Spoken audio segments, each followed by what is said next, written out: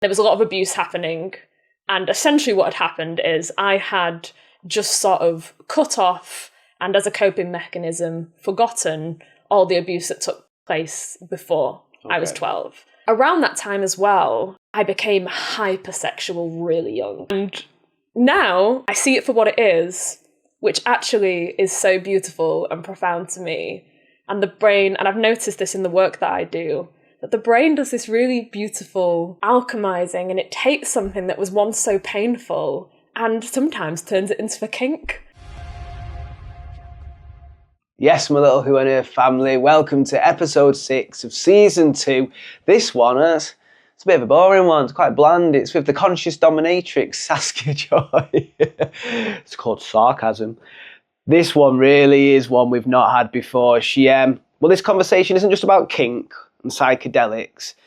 It's about what happens when you strip back the ego, alchemize the pain that you might have had by confronting the fears and stepping into your power. Now, if something in this conversation sparks something within you, don't just sit on it.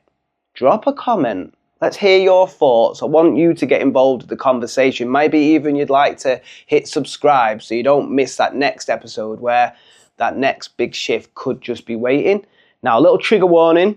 There is going to be talk of physical, emotional, and sexual abuse. So just mentally prepare yourself. Saskia goes deep. She's very brave in how she shares. The first time I saw her was at the Psychedelic community in Manchester, and I was just touched by the elegance in which she spoke about such sensitive issues that's happened to her personally. But I won't give it all away. Now, before we go on to the episode, I have just released our first ever product on Meditation with Michael. This is the Ether Drops with our local medicine man, Mr. Bobby C. We have an Amanita muscaria one. That one, very interesting. I won't say too much. That's very much, go check it out on the website. Those who know. And then the Dream Healer. This one we've got mugwort, we've got bobbin sana, a bit of rose petals, and the blue lotus flower, all with organic raw apple cider vinegar, so there's no crap in it. It's just there to help you heal. Very interesting. If you're interested in getting some for yourself, just go on the website, and there might be a few left. We've been rinsed. Popular demand. Right. Enough about the Ether Drops. Let's have a few words about our lovely sponsors, Transmute Studio.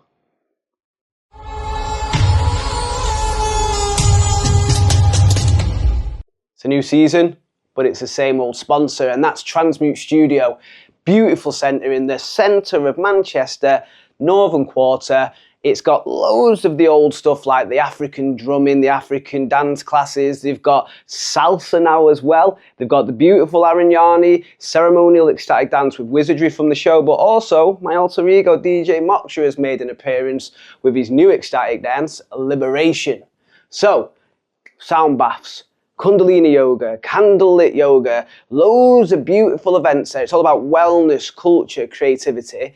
What's going to do a better job of explaining it than my little mouth is going down to the socials, the website, and seeing it for yourself. So I'll put a link in the description, and you could maybe come float in one of them hammocks with myself. But for now, guys, enjoy the episode. Peace and love. Anyway, thank you for coming on to Who on Earth. Thank you for inviting me. Eventually we got you on, didn't we? Yes. You know, illnesses and courses that needed completing and God knows what, but we got you here before you went on your little travels to South Africa. Yes, the timing is now right, and sometimes it's worth just waiting, and things will come when they come, and I'm just grateful that we've managed to make it happen. Yeah, I mean, we've had Antama. No. Yeah, he's a conscious musician, and he's just like all in flow. Yeah, and it was dead serendipitous. He came up to help at this school, and then he was like, well, whilst I'm up, why don't I just come and say hello? And it just worked dead nice. So I feel like when we try and control and force something, it's like I have this thing in class where I say no pushing, no pulling, because when we're pulling something, like the overbearing mother, the partner that won't let them have the bit of space, like eventually it goes the other way. And when we're pushing something away, eventually it comes back, because the universe is like, you learning that lesson.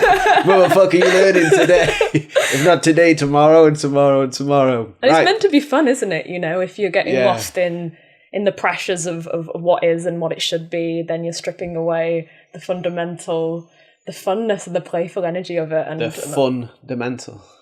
Sorry. Well, I missed that, and then I sort of got it and was like, oh, nice. Yeah, head went light, and then it was like the moment's gone. So with Who on Earth, it is very person-centered. We like to understand who people are. I feel like the stories and the adversities, the obstacles, what you're passionate about, that'll come out naturally as you tell us your story. Yeah. So it was my really smart way of getting you to just tell us who you are and give people helpful tidbits, because your adversities must be overcome, otherwise you wouldn't be sat in front of us. So what were they? So let's start with, where is it that you grew up? Where did you come from? So I grew up actually not too far from here, on a council estate in Manchester, Newton Heath. Posh end. For those, by the way, who don't know, Newton Heath is actually what Man United used to be. Yes, so everyone probably knows I'm a big Man United fan. So Newton Heath, you're from the original ends. Yeah, absolutely. And it's funny because when people meet me, I think people think that I grew up with money, and I think some of it is my accent, and I think it was a coping strategy because my family sound nothing like me. Right. But in order to sort of break the cycle and get out of that, I feel like to some degree, initially, I pretended to be something that I wasn't. Right. To be accepted. And now I'm actually at a part in life where I'm trying to go back to my original accent. And I want to sound more Mancunian, because that's like me and my true authenticity. Yeah, right, mate. Because I do those floating meditation journeys, don't I? And I like storytelling, but I have got a very Manc accent. And I've had people who are also Mancs and are like, oh, I love hearing your voice as you're doing it. Yeah, it's soothing. I thought that might put people off, but actually they quite like that colloquial, like quite relaxed. You're all right, mate. Yeah. How's it going? Yeah. I think there's something about the Northern accent for me that's very soothing, and I don't know, it's just when I hear it's someone in their authenticity. That's I think what I was going to say. Yeah, it's not got all this pompous. Yeah, it's not trying to be duplicitous. It's just, here's me. Yeah, so it's safety, isn't it, for the other person? Because it's like, oh, if your mask is taken down and you're being your authentic self, that means there's space for me to bring my authenticity. But you said when you were younger, you had a mask on. Then you were trying to be somebody else. Yes, I think growing up on a council estate was difficult, and my mum not having any money and not really having an education. And I remember she gave me a piece of advice when I was very young, and I said, oh, I don't like it round here, I don't feel safe. And she said, Saskia, the only person that's going to get you out of here is you. Like, you need to make those opportunities happen. No one's coming to save you. I don't have the education to change your situation. I'm not going to be the person that does that. So you've got to go and make your own opportunities. So I really, I listened to that, and I sort of took myself out of that environment and volunteered as much as I could, got really into acting, and put myself in all of these sort of circles of people that weren't from council estates. Right. And at that time, surrounding yourself with people who were where you wanted to be. Yeah, okay. Yeah. And, it was beautiful, and it helped me transform to a point, but also I couldn't totally resonate with them because they didn't know what it was like to come from a lack of something. Okay. So I think I put on an accent to try and fit in. I imagine that was quite lonely then, because you've ostracised yourself from the people from where you come from, but the people where you're trying to go aren't quite your origins. Yeah, it was at times. And my teenage years were just a lot of feelings. A lot of feelings. Yeah. I think that's the way anyone's teenager is. Yeah. Or it's just, I don't want to feel anything. How can I get rid of this and that through disassociation or maybe other stuff? Yeah. For me, it was feeling everything all at once. So you're quite sensitive then, are you? Yeah. How was that growing up?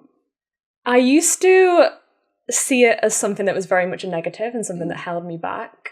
And now I actually know that it's my strength, right? Like, my vulnerability is my strength, my ability to feel the complexity of emotions and what it means to be human is a gift, and it's really beautiful. And I'm glad that throughout a lot of the pain that I felt, I never disassociated from it.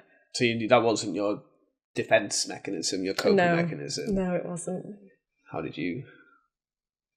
What was my coping strategy? At the time, self-harm. Okay. Like wanting to just be out of it. I've never felt like I can turn the emotions off. I know for some people they can, but they've always come with such intensity that I've never... Good luck. Good luck stopping that sort of thing. Yeah, okay. Which now I'm very grateful for.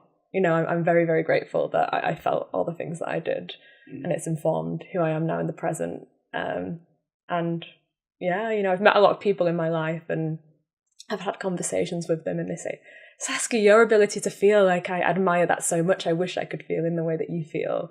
And I'm like, oh, yes. But I never saw it like that. It was very much, why can't I flick the switch and just turn it down a notch? I can relate. I think that's what I was trying to do with a lot of the drinking and the drugs and everything else. Yeah. So you said you were feeling quite a lot.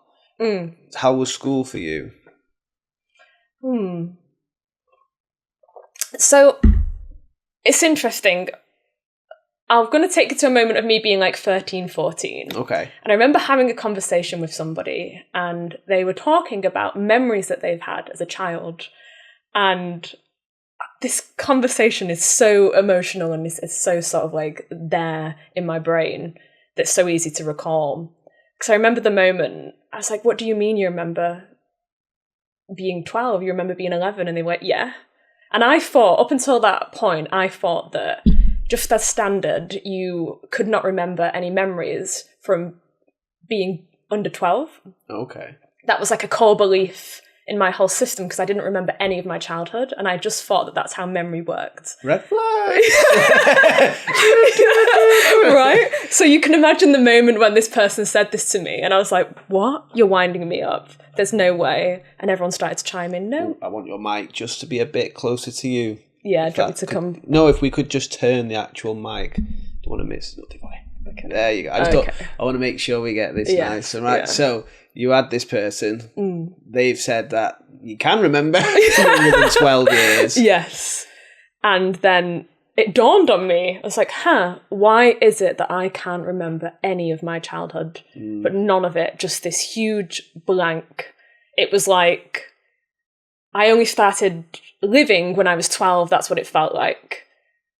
Okay. But I knew that I felt very deeply, that I had a lot of these patterns already built into who I was, but I didn't know the origin of where these patterns started. And the patterns were that I was turning up to school and I did not want to be spoken to. I couldn't look a person in the eye. I was hiding under tables.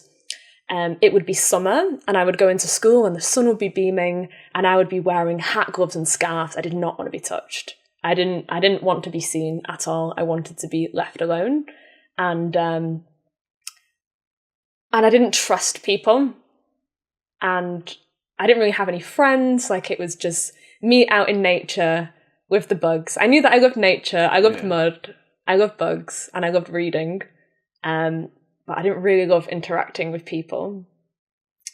But I didn't know why. And because of my family setup, and I've got lots of siblings, but siblings that I was living with at that point needed more attention than I did. So a lot of the energy was going there. They were going through their own stuff, but it was more explosive. Okay. It was anger and it was rage that was uncontained. So I sort of slipped into the background. I've heard that happen quite a bit, where the naughty child's getting all the attention because their coping mechanism is to get that attention. Like, that was me. I was the annoying kid. You aren't getting away with me falling through the cracks. Getting out of that crack, like, you ain't getting see me. You ain't getting rid of me that easy.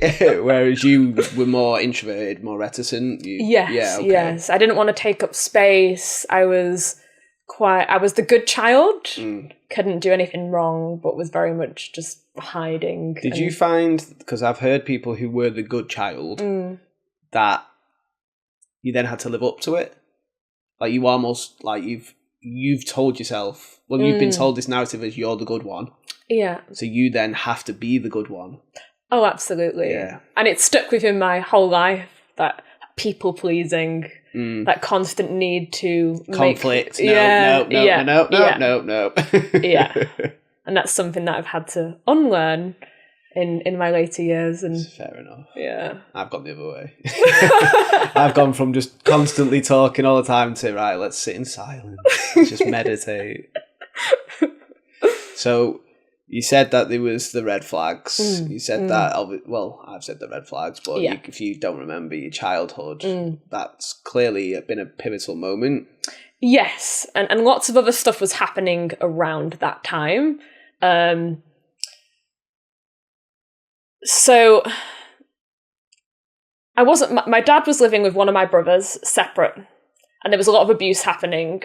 And essentially what had happened is I had just sort of cut off, and as a coping mechanism, forgotten all the abuse that took place before I was 12. And that was like various different types of abuse, physical, emotional, sexual. And it was too painful to feel. So my brain went, nope, we can't deal with that right now. It doesn't feel safe enough right now to be confronted with the reality of that, which, you know, I'm very grateful for those parts of me that, you understand know, IFS from being, because you know Adam, right? My old therapist. So IFS, that's the game changer. Yeah, of course. They're just trying to help. They're all just trying to manage your firefight or whatever, or they were the fragmented, vulnerable part in the first. So they're all trying to do the best. You've got clearly a lot of managers trying to just protect you. Because you couldn't, at that time, I feel like you didn't have the ability to process that higher level of emotion, that sensation, and therefore you've just sort of pushed that down into the psyche. Blank spots for your own safety almost. I had to become my own parent, essentially. And I remember at that point in my life as well, a lot of people around me being like, wow, you're like an adult in a child's body. But not really thinking, why? Why is that the case? Should that be the case? It's like I say with that naughty kid, why are they being naughty? Just naughty. Oh, they're just terrible. Just naughty. Oh, all right. That's weird how they really want a lot of attention. And they're not, okay, they'll get bad attention if they need it. Okay. So you said it was... verbal, it was physical, and it was sexual. Yeah, it was... Is this family member? Family member, yes. So primarily my dad, who has been in and out of my life, not much, because I don't know how much detail to go into, but his sort of like... I mean, it's up to you. It's who on earth for you, so it's what you want to share. People are here to listen to you. You share. Yeah, okay. So I don't know much about my dad's side of the family. In fact, all my grandparents died before I was alive. So I don't have that connection with any grandparents. So I don't actually even know where my dad is from. But what has been revealed over the years in finding siblings and stuff like this is before my dad met my mum, he was in the army serving, and he also had a family of his own. And he had 3 daughters. One of those daughters, when she was very, very young, he nearly killed. So he kicked in the ribs, stomped on this newborn child's head, and she was on life support. She nearly died, and the army protected him. So he got away with it. But that child was then taken into care. And rather than be accountable in that moment, he left that family and moved to Manchester to start a new life. My mum's sort of story up until that point is she is from a very, very big, poor family, didn't have an education, had a child very, very young, and was very easy to take advantage of because she didn't feel like she had any other options than to go on and have a child. And that was how she was sort of going to make her place in the world. And her family had their own problems. It's a lot of pain on either side of the family, a lot of suffering, ancestrals just been passed down. A lot of people on either side that are still really struggling and haven't been able to sort of transmute that pain or even really feel that pain, actually. So everyone's Saskia. Like, pain me. Hurt me. which we'll get to later. Yeah, it's funny how it all sort of... Yeah. Don't ruin it. Good story, go on.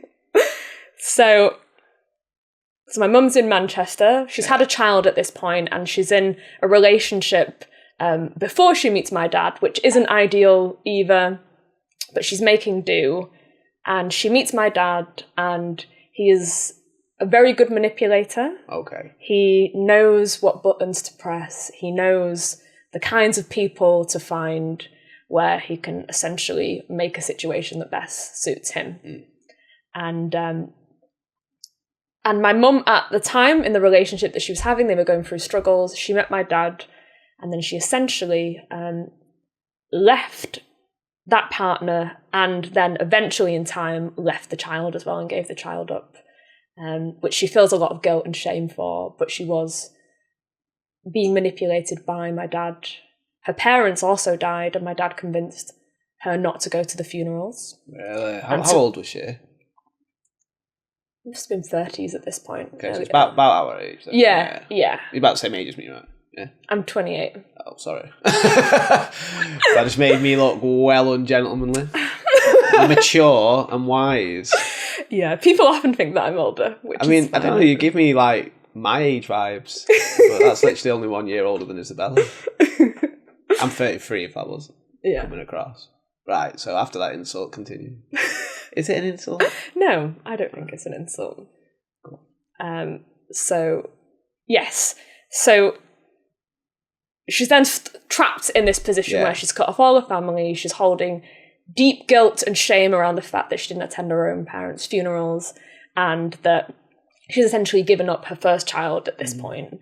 Have you met them since? Yes. She doesn't... It's so complicated. So the first child that she had, Carl, she gave up, and then later in life, when he was in his 20s, he started visiting us again, but I think it was particularly triggering for him, and then he cut off contact again. Okay. And over the past few years, I have found out where he is in the world, found out where he works, in a very creepery stalker fashion, but he is my brother and I would like to contact him. I wrote him a letter, which I felt really accurately and sincerely portrayed why no one had been in contact for years, and I took it to my mum, and my mum begged me not to send it. Okay. So that was a few years ago. And then, Game of Thrones, this. There's so many dynamics, so many plots. I know. It's going to be very confusing for everyone listening. Everyone's like, wait a minute, what? How many siblings? The plot thickens. Take notes. It was Colonel Mustard. So your mum's had to leave, been manipulated, not gone to the funerals either. Yes. Which, she also needs to take accountability for her place in that too. But when someone has that much power over you and has manipulated and shaped your world so that you've got no one else to lean on, and now she's just as bad as him because she's not gone to her own parents' funerals and has left the child, where's she going to turn to at that point? And then my parents essentially went on to have 3 children together, me and my 2 brothers. And we lived together for a while, but then the abuse was getting bad to a point where it was being pointed out in school. My mum couldn't ignore it anymore. It was less hidden. It was in front of my mum. And then she took us and moved, essentially round the corner as well. Like, he lives very close to my mum still now, and tried her best to make a life, but she was a single parent on a council estate with no education, with kids that were traumatised. She was also traumatised, but felt like if she even began to feel the magnitude of emotions and pain into 1,000 billion pieces. Yeah, there would be, how would she then have space to look after her children? And then essentially over the years, Philip, the older child out of the 3, went to live with my dad, being manipulated again. And during those years of being physically abused, me and my younger brother were staying with my mum, and then eventually the same thing happened again. my other brother went to live with my dad, the abuse continued.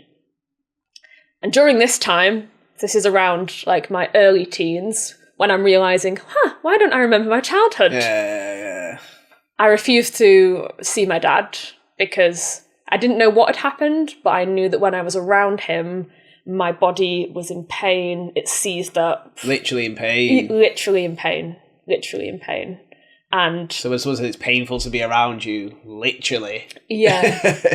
So it wasn't just emotions. No. It was, okay. Which is an interesting thing that I've always had, which is the ability to feel pain and other people's pain. Okay, so empathetic. Let's try and say that again. Empathetic. Yeah. But to a point where I feel it in my hands, I feel almost like stabbing in my system. And that was the kind of pain that I was feeling when I was with him, especially my hips. Okay. It was this like constant shooting, very penetrative, all-encompassing feeling that I couldn't escape. But at that time, I didn't know why that was. I just knew, this doesn't feel safe. This doesn't feel good. So I kept my distance from him. When my brothers didn't, they went to live with him. And did you say anything to your brothers? No, because you can't quite remember, actually, can you? So I didn't know what to say. Warn or what? About what? Yeah, okay. I just knew something wasn't right. Obviously, it wasn't right because it was playing out in lots of different ways. You know, my younger brother was acting out massively. Okay. Beating me up at the time. Physically sort of beating me up, but not in like a jovial, we're both wrestling. Okay. Very much, I didn't want it. Victim creating another victim sort of vibes. Yeah. And around that time as well, I became hypersexual really young. Really, really, really young. And was masturbating all the time. What age is this then? 13. Okay. And I thought that was just normal. But going on like very taboo websites, seeing like the darker side of the internet, it wasn't just like, ooh, there's some tits, you know? Yeah, right. It's not just missionary, doggy style, right, that'll do. No, it was the darker side of the internet. And anything you can tell? I guess I used to feel shame about this. I don't feel shame about it now because I know that actually it was me just trying to understand what I had been through. Okay. But I was trying to find rape videos. Okay. You know, that's realistically, in the nicest way that I could, consent, non-consent. That's what I was searching. Could I have some really nice... I want to make sure people have filled in, you know, consent forms. Could I see behind the scenes and then, yeah? But that's the kind of stuff that I was searching. Yeah. And then I also wanted that to happen to me. Okay. So I was going on forums and I was talking to people that were much older than me. And all of this was playing out in... That's mad reliving. Yeah, 100%, right? And now I see it for what it is, which actually is so beautiful and profound to me. And the brain, and I've noticed this in the work that I do, that the brain does this really beautiful alchemizing, and it takes something that was once so painful and sometimes turns it into a kink. And if that then is done in a container of safety, or I can literally somatically release and change the narrative in my head. Maybe I'm playing consent, non-consent, but ultimately I have all the power. I've set this whole scene up. I say the word red and it stops. And I'm changing the pathways and how my body responds to it. It's so beautiful to me. It actually makes me want to cry. It's like actual alchemy in the real world. You know, transmuting what was once so painful into an orgasm. Literally, my body is somatically releasing it in like this beautiful crescendo. And that's what I was doing. Not healthily, but that's what I was trying to do. How can you have that kind of forum? Because surely rape is not consensual. Or is it more the fantasy? Well, it's consent, non-consent. You know, everyone's actually consenting. You can understand I'm not an expert in that field. Yes, yes. So, I mean, it's people wanting to express themselves and the things that they've been through, but in a very different setting, in a container that is safe, and they can reveal the mask and they can stop shaming themselves for the fact that kink is there in the first place. Yeah. And it's not always the case, right? That isn't always the way that kink sort of comes to be. But for some people, it is. Yeah. And at the time, that's what was coming up. That was what was going on for you. Okay. And it also makes sense because all I'd known was sex, basically. Like, my body was forced into... happened very young then? Yeah. Okay. Yeah.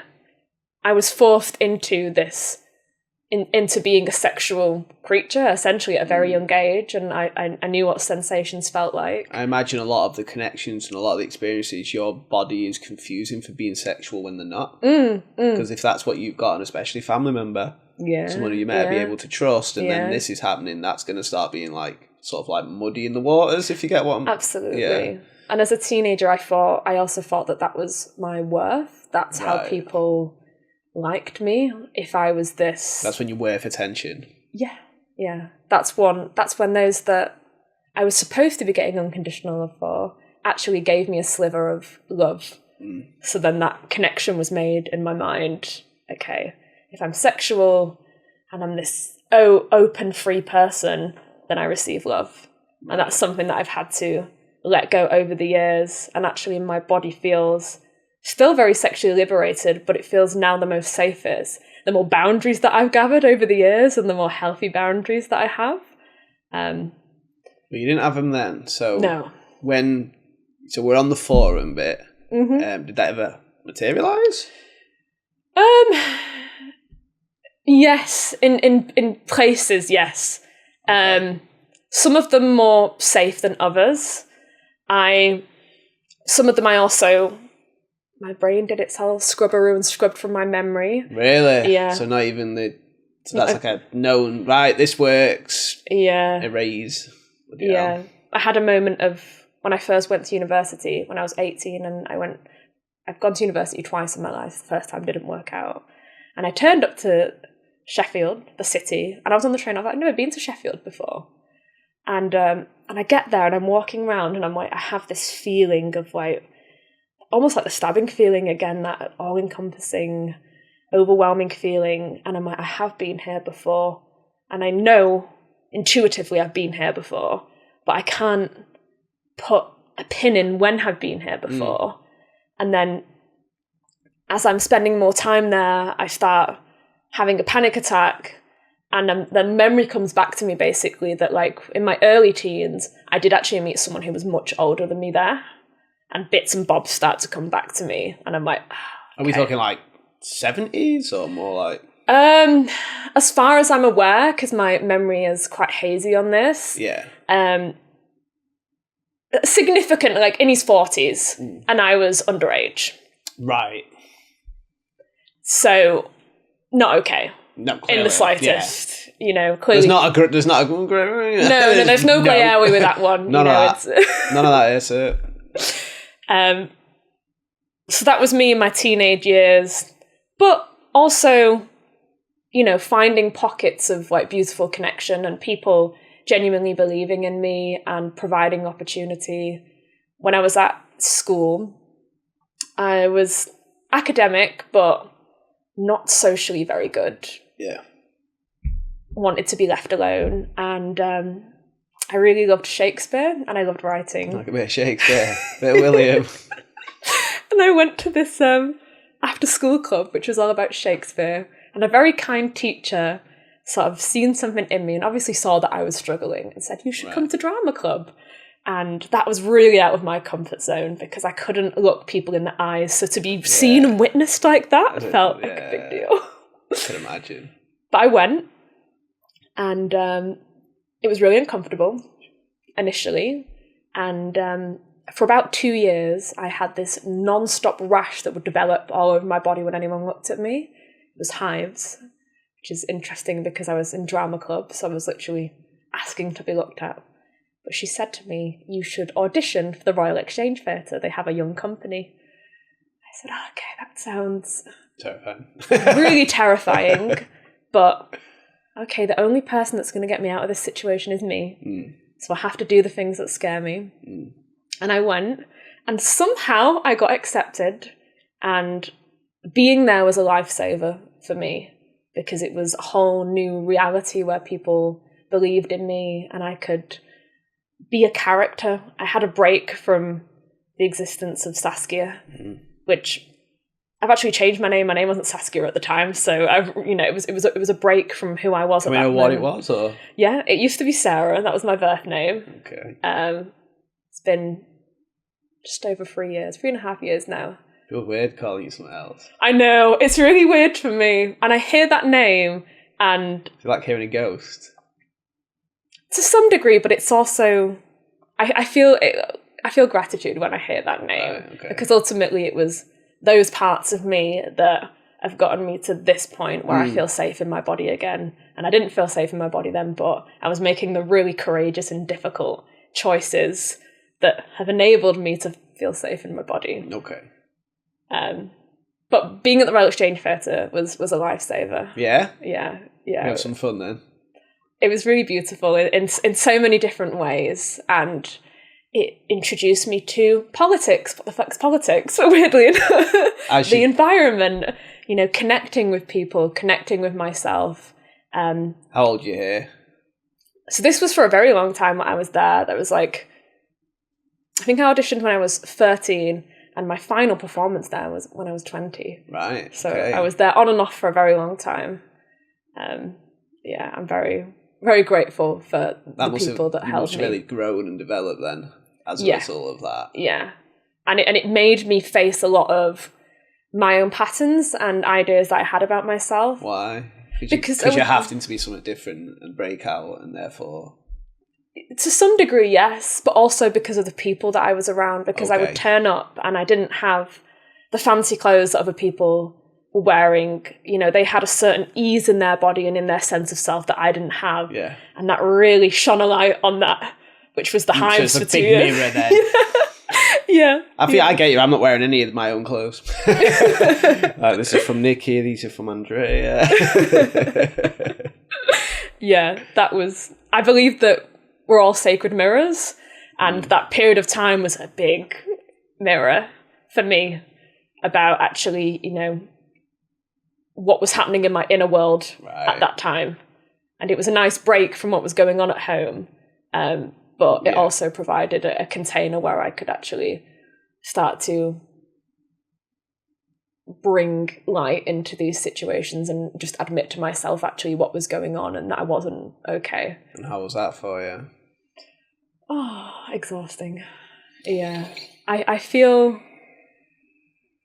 up until about 21, most of what I had known was darkness, which now I'm so grateful for, because I realise now that the darkness is just as important as the light. And I used to then at that point in life label certain emotions as bad and, I don't want to touch them, and others as good. And now I'm they're all a gift, and it's so important to feel them all. And that's what makes us human, the ability to feel that, super complex. It's dark and light, isn't it? Yeah, it's being able to step into both worlds rather than just one. Yeah, yeah. And I imagine as well, because for me, I believe there needs to be a polarising, balancing force. So all this darkness, the karmic cycle, looking good.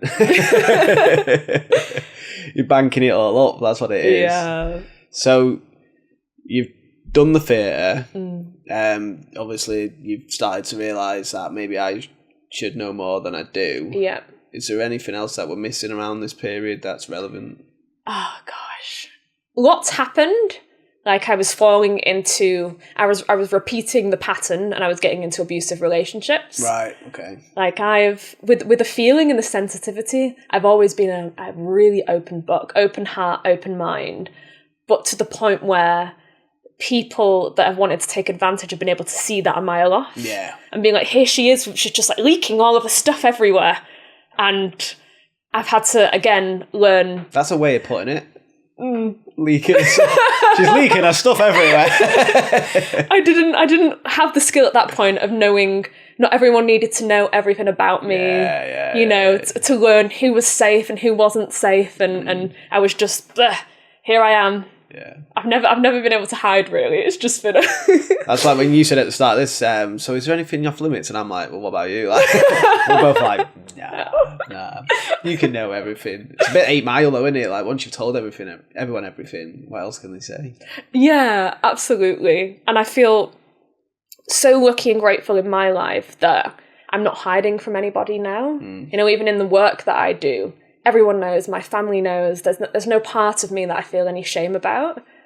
And I think that taking it back to the darkness and the light, you know, previous versions of me was spending so much energy trying to hide all of this stuff. Oh, like that selfish part of me, that greedy part of me, don't let anyone see it because I'm not going to be loved. And when I can actually just admit that, like, you know, there's parts of me that are so giving and caring, and there's also parts of me that are selfish and self-centered, and that all exists within me. It's not all love and light. No. But those parts are just as valid of these parts that are dancing in the light, and that makes me feel whole, and I think that's added to the feeling of safety in my sense of self.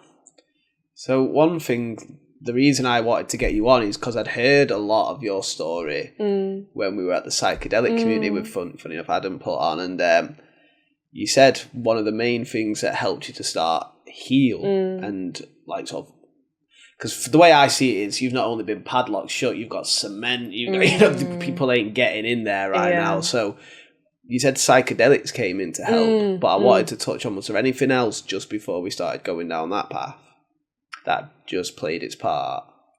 So it's so interesting because a practice that I've always done, which I didn't know was a practice that just existed out in the world, I've always been able to sit in the feeling of unconditional love for myself and other people. It started with other people and then eventually over time developed into that unconditional love for myself. And it was only about a year ago that someone said to me, "Oh, metta." I was like, "Oh, interesting." And then I started looking into it, but that's always a practice that has been very important to me. So I think that helped because I found it very easy to forgive the people that have hurt me. I have unconditional love for those people and forgiveness. And when I speak about that, some people say, how can you forgive and have love for the person that did unspeakable things to you? And I can hold unconditional love and also hold healthy boundaries. I can say, I love you unconditionally. I forgive you. And I do not want you in my life. Yeah. And that's been very helpful, the ability to do that. So I think around that time, I was developing that more and more.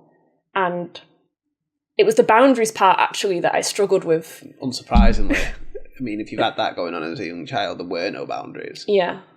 Hence the abusive relationships, because I had so much love for people and I could see. Again, I didn't realise at the time what I could see. I now recognise that what I was seeing was that divine force in people. Right. I was recognising actually that we're all just the same thing. Everyone's got something in them. That's their own genius. That's worth just beholding. And then when you do that, it's like, if they're causing some sort of scenario you don't like and you can't be understanding because you haven't done the work you've done where you're going, there's a reason behind that. You just see it as them attacking you, like, dickhead. Yeah, absolutely. And that has transformed my life, that idea. The fact that I look at my dad and I feel sorry for the fact that he could not feel empathy in the same way that I can, that he could not connect with humans and other people in his life in the same way that I can. And to some degree, you know, would he have chosen to be wired that way? You know, how much of it is just in his genes, in his DNA. And I'm very grateful that my life is full of connection in a way that his life never will be. And I recognize all of that. And then I go one deeper and I'm like, oh, and actually the deeper truth to all of this is, from my lens of perception anyway, this is the way that I see the world, is that we're all God, the universal ground of being, whatever you want to call it. That's what I see. So I can have my moment and I can, you know, allow myself for a period of time to get lost in what it means to be the avatar of Saskia and the things that I've been through. But then also I can, take a moment in stillness and actually appreciate that we're all just this one thing playing out in lots of messy, beautiful, complicated ways. And then that makes it, when I really sit with that, that makes it really easy to offer unconditional love to everyone and everything. Pretty much what I've found as well, that meta, because obviously I've learned meta through my practices, and it's just, I find actually just because I had somebody going like, I'm trying to send love to this person, but it's not quite working for me. And I was like, well, just you think of something that you love, and then just vibrate love, and almost just put your focus on that person. So rather than trying to love them, feel what you already feel love for, focus on the other person. It's almost like a bridge. It's just being, and it's just all this trying, so unnecessary. Yeah. Like, it's so unnecessary. So that must have been a bit of a, you started to sort of like unburden yourself a little bit by being able to do that. Yeah, absolutely. When that point sort of clicked, which was, it felt like something that I'd always known. I was just re-remembering. That's what it felt like. That this version of me, like this avatar, had forgotten. But actually, if we're going deeper, I always knew it. So it was like, it felt like coming home. That's what that nugget of wisdom being revealed felt like. I've had them, and it's weird. It's like, oh shit, yeah. And it is weird. It's like, of course, I did know this. Why did I know this? Like, how could I know this? But then also, obviously, I know it's simultaneously the most complicated thing in the world and the most simple. It's like you telling me, I'm like, yeah. Right. But then somebody who maybe hasn't had one of those moments, it's like, you what? Yeah. So the other thing then that I think we can't really gloss over is the help that psychedelics have been to you. Yeah. So could you just illuminate that for the audience?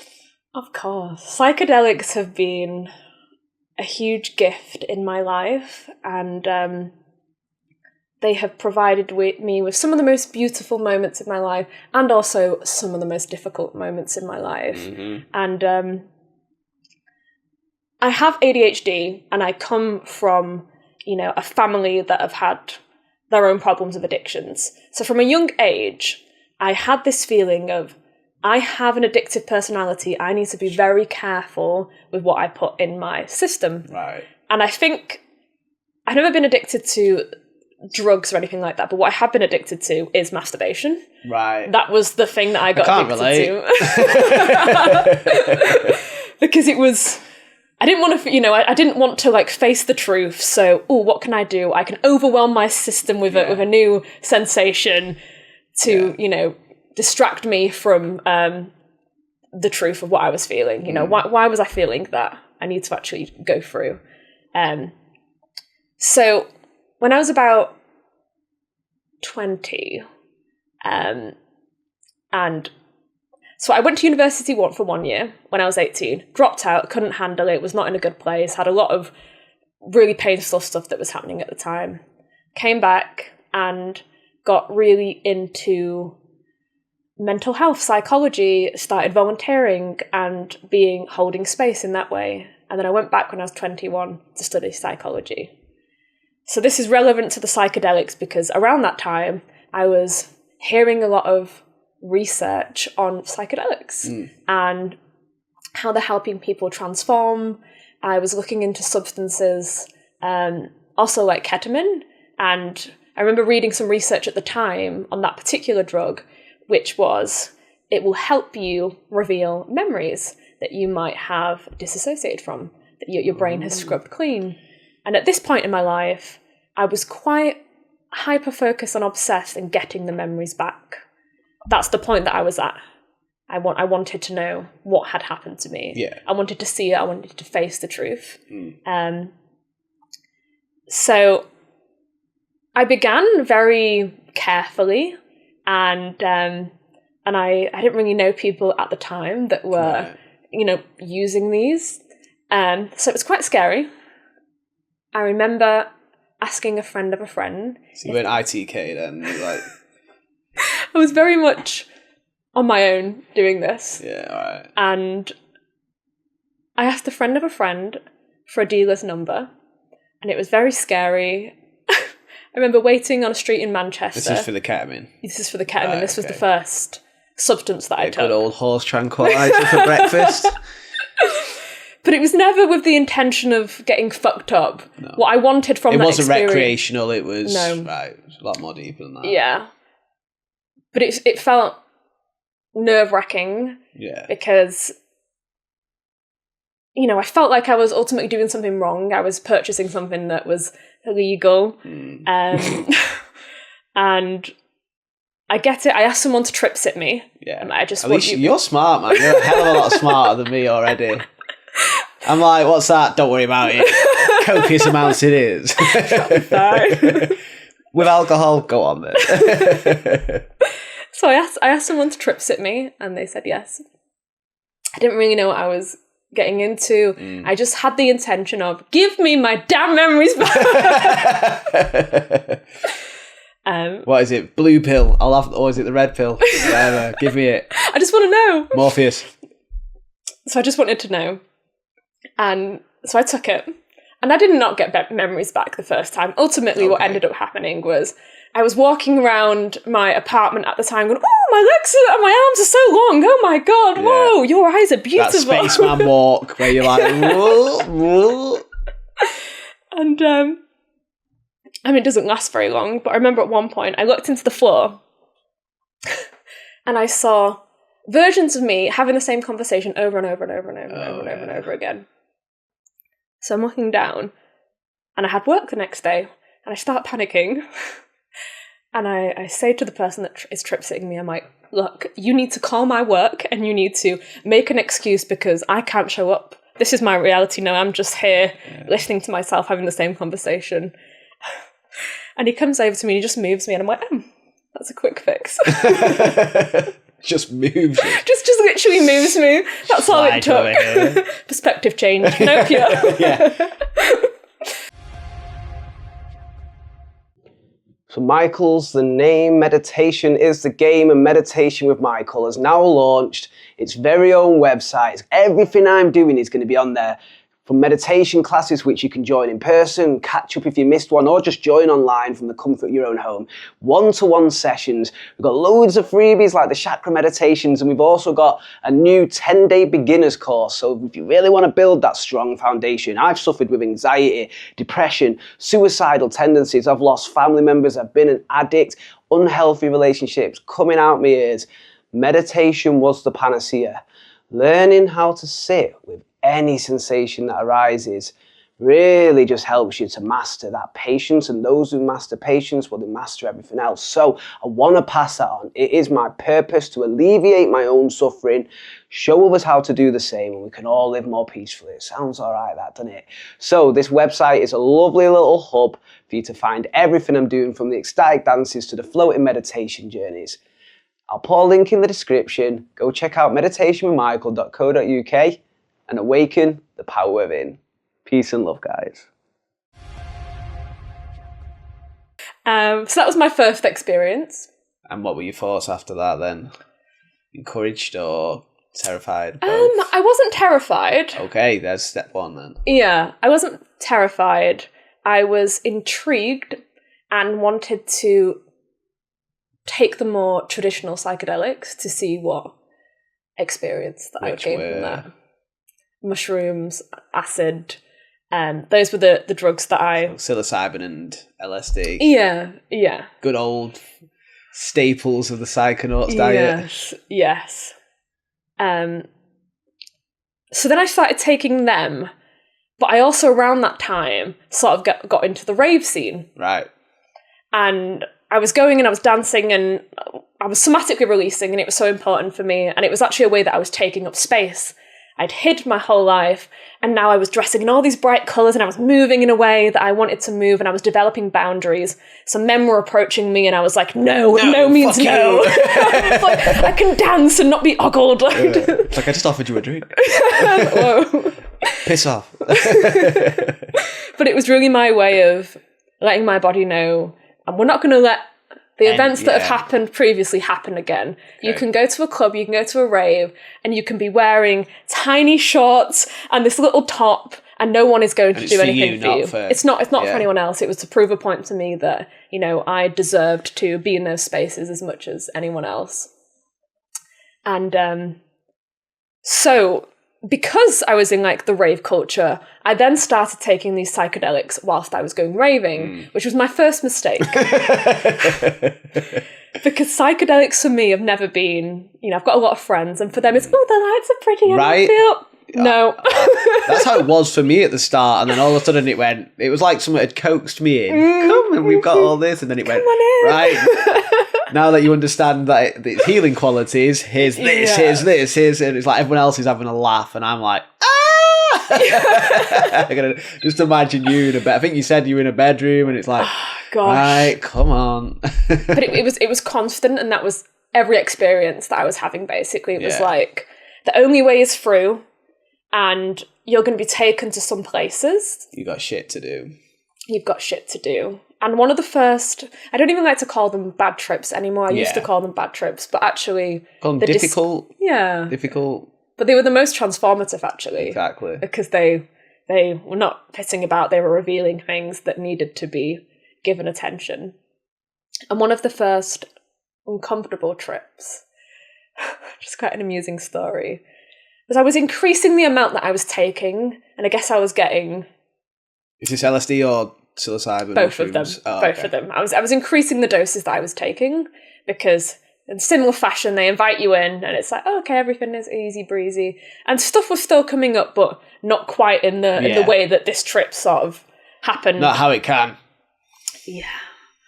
So we're going to this event, and I don't know if you've been to the likes of Hidden and the White Hotel in Manchester. No, I haven't been. No, your face says it though. So to set the scene, these clubs are dark and dingy, and they're on industrial estates. But it kind of adds to it, right? Because the music that's being played there is like dark techno, and it's the crowd there. Are actually usually quite safe, and attracts a lot of like queer people. And the night that I was going to was a particular queer night. But so everyone was dressed in like fetish stuff. So that's sort of setting the scene, and it's very late in the evening. And before I went, I'd had like a really beautiful day, and then lots of people were coming around into the space that I didn't know. I was sort of like joining somebody else's friendship group, so to speak. And they all come around, and they want to leave, and my people-pleasing parts were out. And basically I didn't really eat. I was trying to eat, but I was very rushed. It wasn't really like the ideal way to start a trip, because my body was feeling frantic and I was people-pleasing, so I had created unsafety in myself because I was doing things like leaving when I didn't want to leave that actually weren't honouring what I needed in that moment. So we're in the taxi on the way there, and I've already taken... It was acid at the time. And we're in this Uber, and it's me and my partner at the time, and one of his friends, and his partner. And I'm sat there, and the couple are having this argument underneath their breath, but trying to hide it. But it was so obvious to me, and I didn't know how to handle it.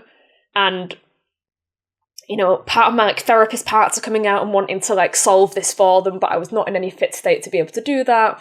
Also, it's not my job to do that. And I was kind of like getting lost in the fact that they wouldn't just say how they were feeling, the fact that they were just like whispering and pretending, and it was coming out in little jokes and like jabs and like, passive aggressive on his mind and that. Like, just say it.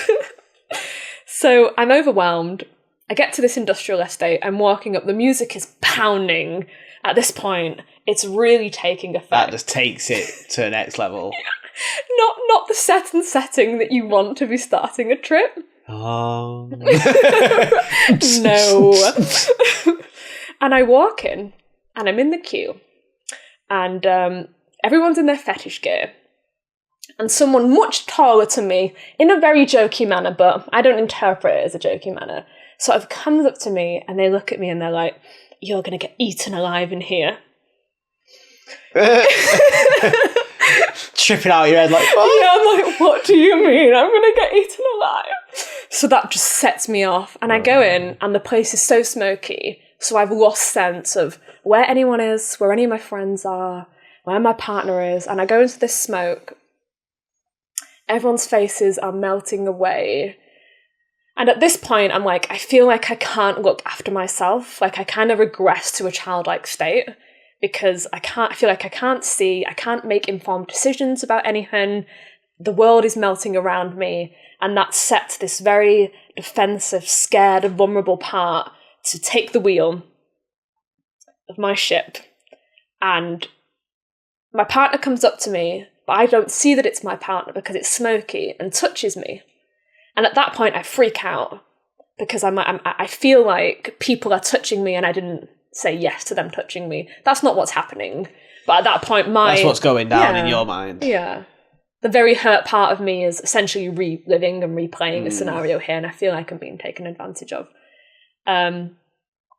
Whilst this is happening, in my mind's eye, I've got a very visual mind. So even when I'm not on psychedelics, I'm a very vivid dreamer. Like I can paint very sort of expansive and vivid images. So when I'm on psychedelics, I really don't need much for my mind to just be like, paint these scenes. Right. So my mind's eye, I'm painting the scene, and what's happening is I am a younger version of myself, and I'm holding onto my childhood teddy bear, and my mum is sitting down, and she's about to tell me everything that's ever happened to me in explicit detail. I'm about to get all that stuff that I've been searching for, the clarity, the knowing of every sort of thing that actually happened. I'm about to be told that. But in my mind's eye, every time she goes to sit there, she like sits down and she's like, so, and then the memory gets pulled away. And I'm looping this. I'm just in this on a loop, and it's making me That's regress. Annoying me. I'm like, I'm so close. Just fucking say it.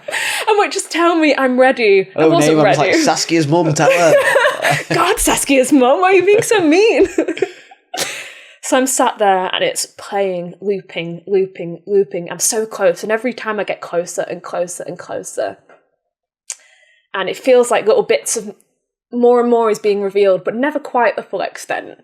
And then it stops. And now I am fully regressed. In a corner, essentially, I'm like a younger version of me that's just been abused, basically. Right. In this club now, where all of this sexual energy is happening and the music's pounding. And it's the worst environment, minus torture chamber and prison.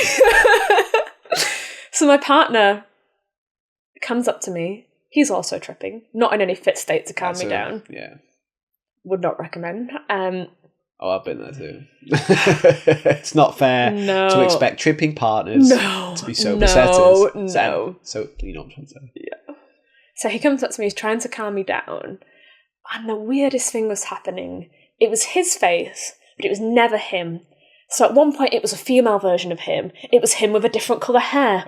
It was parts of him, but never him. And I didn't trust it. That's fucking joke. Right? I was so defensive. I didn't trust it. Well, part of me like, that's so psychedelic. So them.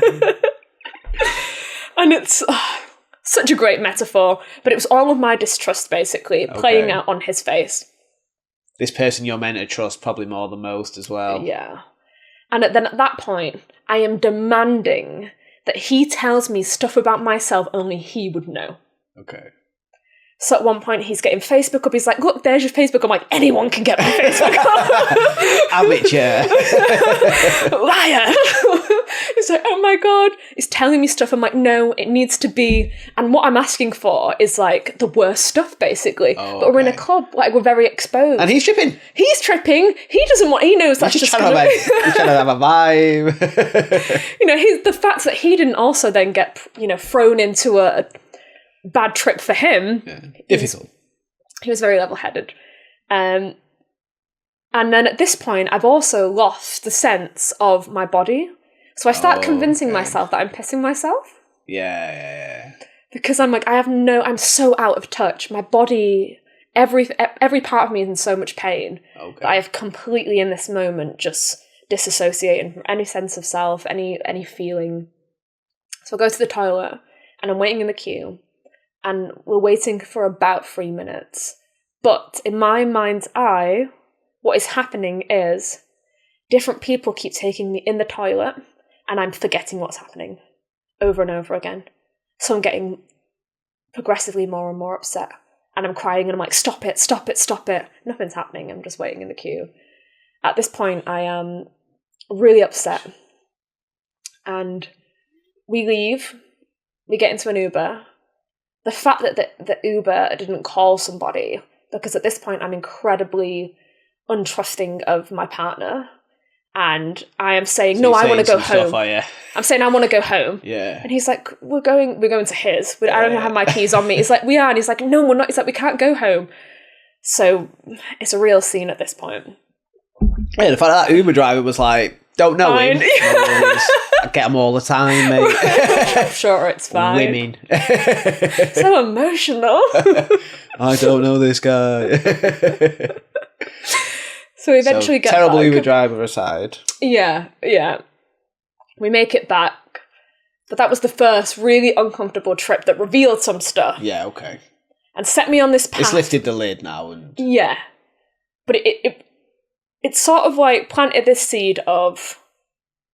It made the obsession for my memories even stronger. Okay. Which now, upon reflection, I think needed to happen, but I don't think was actually what was best for me. So I started having all these trips, but now in a more safe, contained environment. You know, I was asking people to trip sit me, or I was doing it alone, and I was... You'd realise that wasn't ideal, yeah. You need to respect the psychedelics at the end of the day, don't we? Absolutely. I've definitely been there. Or they will whip us into shape. They will smack your butt. Non-consensually.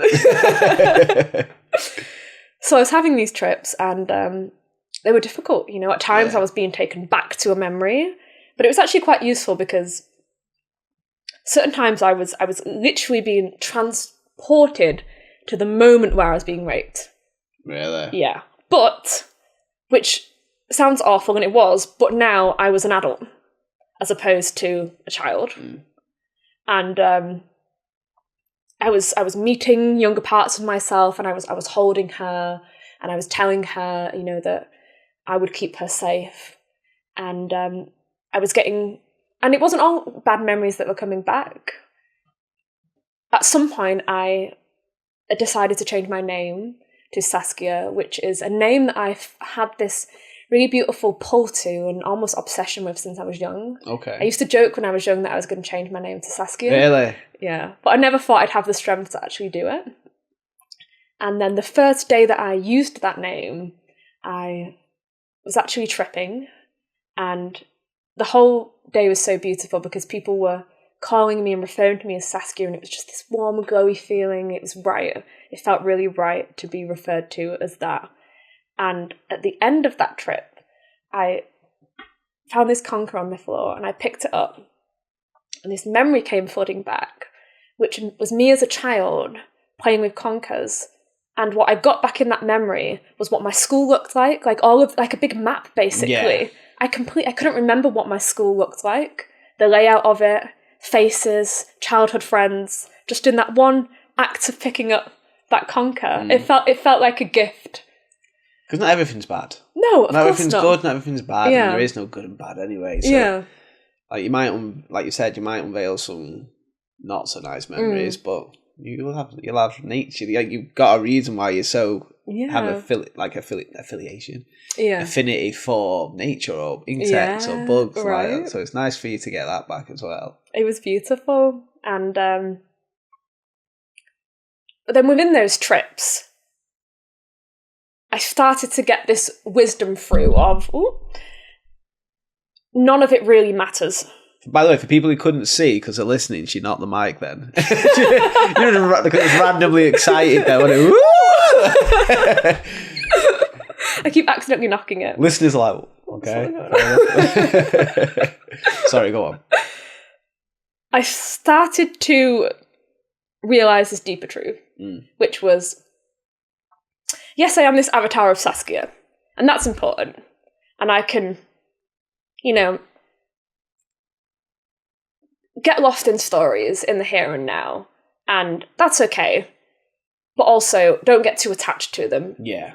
So I was realising all of this stuff at the same time that I was taking these psychedelics. And then it sort of dawned on me, it doesn't matter the details of what happened. What really matters is how I feel here, in the here and now. Like, how is that sort of like manifesting in my body and in my patterns now? And I was obsessing and spending all of this time trying to find out what happened, which actually meant that for the most part I wasn't being present. And it then become super important to me to be present. And I don't really necessarily have any big goals for my life. Like, the only aims I have are to be present and to be as authentic as I possibly can be. So then that, knowing that and really feeling that and embodying that made me put down this quest for the details of all of the, you know, the stuff that I had been through, and really focus on now, what's true for me in this moment. And that changes in every moment. And that meant that I started unlearning and going on this real path of discovery, of deconditioning, and not identifying with certain stories or certain labels, and realizing, oh, just because I felt something 1 minute ago doesn't mean I have to feel that now. And in fact, I probably won't. And just because I said 6 months ago that I was this one thing, it can just be as simple as me going, no, I don't want to be that thing anymore. I get to choose how I show up in the world. I get to choose what resonates with me. No one else is going to define that. And that was so freeing and liberating. It was just this big exhale of letting go of the story that I had spent so much time in and that was playing out, that I was a victim. And actually, what I've realised as well, which has been super interesting, and what I also use within the work that I do now, is this idea that I have to be accountable for how I am now. And there's a part of me, what I've realised is there's a part of me that likes being a victim. Because I was looking around at my life and I was in these patterns and I kept getting into abusive relationships and I was like, why do I see the red flags. You know what I mean? It's not like I wasn't seeing it. I saw it. These people would show me who they were and I would choose to stay. Why? Why do I can't keep doing that? Oh, it's because some part of me likes being the victim. Some part of me enjoys, and maybe if I am really honest about it, is getting off on being that victim and feeling sorry for myself. But now that I realise that, and I don't shame myself for that, what I can do is I can take that part of me, that unconscious behaviour that was playing out, I can make it conscious, and I can be honest about it, and I can maybe ask my partner, can I be a victim during sex? Can we play that out in a very consensual way? Which means that I'm not going to be playing it out unconsciously in the patterns and the connections that I have in my life. I can shine some light on that part of me that was once so shameful that I didn't want to admit. And now it doesn't rule my life. It's Carl Jung that said, until we make the unconscious conscious, we'll call it fate and it will rule our life. And that's what I was doing. I was a victim to the universe. Actually, I was continuing these patterns I was making. Which is empowering, because if you're the one creating them, it's you who can also, well, not uncreate, just don't cause these issues to keep happening and also process. But also, it seems like you process from a point of view of like gratitude. Whereas a lot of people are like, oh, I've got to process this fucking trauma. For 10 minutes and that's all you're getting. But whereas with you, it's like you get it. Like, I tell me if this resonates. I was at the Vipassana and I was a Manchester lad, you're from a council estate. We're in Openshaw right now. Like, I was a bit of a wrong sorts. And I've had a lot of pain as a result of that, and discomfort. But when I was at the Vipassana, sitting for 100 hours without moving, hour after hour, and I taught meditation. So I've got like this egoic, like, I should be good at this. Like, you know what I mean? But the pain was like next level. And then the second when I just went, oh, do you know what? Fine. It's been 70 hours of pain. And I went into all the pain. I just softened into it. And rather than this masculine to try and fix it and get rid of it. Really, that's what it's really. Fix it meant get rid of that sensation, please. I almost went, is this like this falling into it? Like this feminine, like surrendering rather. And both have got the place when they're needed. But this was just like, and then this soupy feeling. So all this pain that you're talking about just went, and next thing you know, I'm like got this weird thing going on for a while, and then I'm trying to fall asleep, and then just as you know, like you go out a sec, and then it just was like this, and all this pain, which must have been immense, that I'd trapped within me by suppressing it, saying I won't feel this, just went. I was like, fucking hell. Yeah. Minute 2, minute 3, minute 4. I was like, all right. So like 10 minutes of that, and I can understand why when you go in consciously, and because there's so much of it, that's going to have this big reaction. Yeah. When you stop resisting, and then you can alchemize that, and you said there are no the good or bad, right? They're just two sides of the same thing, and that's what I realised as well, that actually, when you think about like that anxiety or excitement, they're exactly the same sensation in the body. It's just then the story that you attach to that sensation. It's the same with pain and pleasure. It's the same with all these terrible feelings that I was having. That was actually just pleasure that hadn't had permission to be pleasure. Right. That was playing out. And now I give myself permission, because at the core now, I believe that I'm a person deserving of pleasure. I believe now that my worth is and was always innate. The fact that I am here conscious, the fact that I have been given the gift of what it means to be human. Like, I don't have to do anything on top of that to prove my worth. Like that, my worth is innate. Anything else that I get the pleasure of being able to do is a gift. And sometimes that means feeling sorry for myself, crying, feeling pain. To me, that is all a beautiful gift. But just in its purest form, I'd say. Like when I was doing the Bufo alvarius, the toad venom, it got so... I was everything and nothing, but like at the same time. So it was causing these...